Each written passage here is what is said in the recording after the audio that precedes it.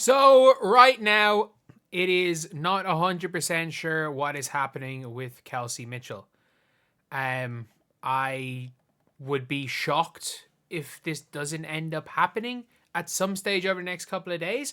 But as of right now, Kelsey Mitchell is not being courted by the Indiana Fever. If we want to look at the top free agents that can be courted, we want to look at the top free agents that people expect to be courted. The reality is Stewie might get cored just because she wants to get her core years over with. But if they're projecting that the core designation is going to be gone in the next CBA, which is a good chance it is, Stewie might just say, you know what, screw it, I don't really care. So there's a possibility that happens. And there's also a possibility that Stewie just goes, I want to sign Satu. I'll take 70k less than the max. I want us to sign Satu. Go out and do it. I'm not going to take the core. That could happen too. But with Kelsey Mitchell, her not being cored is a strange one because Kelsey Plum was expected to be cored because there was a chance of her leaving. What's her name was Satu Sabally was obviously going to be cored. And then Kelsey Plum, did I say Mitchell or Plum? The two Kelseys and Satu were the three people that everyone expected was going to be cored. But at the same time, Monique Billings might have to be freaking cored. If Monique Billings if the Golden State want Monique Billings to play, I think they have to core her. But with Kelsey Mitchell, it's a really, really weird situation because she hasn't been cored yet. And a lot of people think this means that it's likely that she stays with Indiana.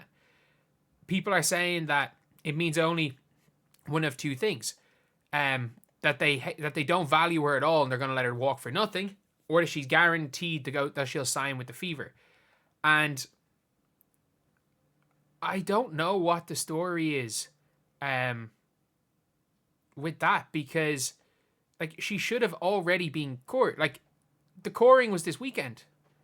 So realistically, she's somebody that most people would have thought should have been cored. Honestly, most people would have thought that the core tag would already be put on her because Kelsey Mitchell is, I think with everything I've read, I have a really weird feeling that she probably wants to leave the Fever. I know it sounds crazy, but I have this really, really weird feeling that she wants to leave. And I do think there are backcourt partners. Again, my biggest one is I do think that Ariel Atkins, if you're getting off her, I would do every single thing. I do every single thing I could to get Ariel Atkins because I think that Ariel Atkins is that level player. I think she's a perfect fit beside a Caitlin Clark, but I still would rather Kelsey Mitchell be there. And I would have thought that the Fever would have cored her straight away. I would have thought that it would have been one of the first things we would have heard because obviously Satu being cored, news basically broke about that not too long ago. And the only reason I think that I'm not worried per se is because Kelly Kouscroft said it would be what was it? He would be it would be something along the lines. I'm paraphrasing it, but she said something along the lines of it would be basically negligent if they let Kelsey Mitchell walk for nothing. So I don't see it happening that she's not cored unless she has told them, I want to come back to Indiana. Which, you know what? Maybe she has said that, but I also don't see her not wanting to use up core years. Or maybe, look, because a lot of big free agents, a lot of teams are looking to get to Indiana. A lot of teams are trying to trade players. Indiana they're a good freaking team. They seem to be a good organization. They've got a lot of good things going for them. I think a lot of agents are going to want to be getting players to Indiana. I think rather than what the players want, I think any agent worth a damn is going to want to get their player to Indiana. So maybe Kelsey Mitchell's been told, look, these are the players that we're about to get via trade. Maybe we don't core you, and instead of signing for $250K, look, you sign for 180K next season, and if we go and win a championship, you better believe you're going to make 5 times as much. You're going to make $1 million in China. You're going to make all of this money and endorsements and everything if you stay with the Fever, and maybe they can convince her to play for a little bit less. That's the only logic that I can think of, maybe. But it's still something that's confusing, though, because I would have thought they'd core her immediately.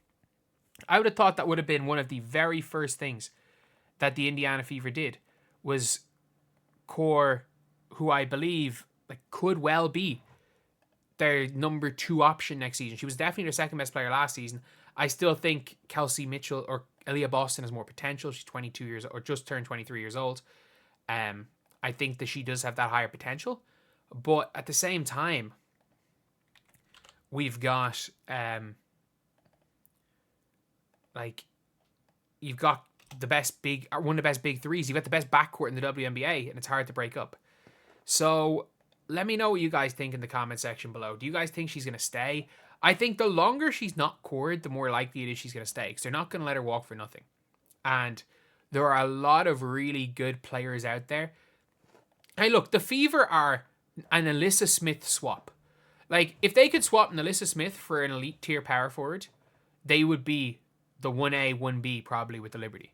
But I think that's kind of hard to do, because the players that would really set them apart with that and Alyssa Smith, your Stewies, your Nekas, your Alyssa Thomases, aren't really going to be available. And Alyssa Thomas and DeWanna Bonner basketball Reese is perfect. People are talking about me hating on Alyssa Thomas. I'm yeah, I don't think it was all W first team. I think rating her as the 3rd best player in the WNBA, like some people did, is crazy. I thought that was ludicrous.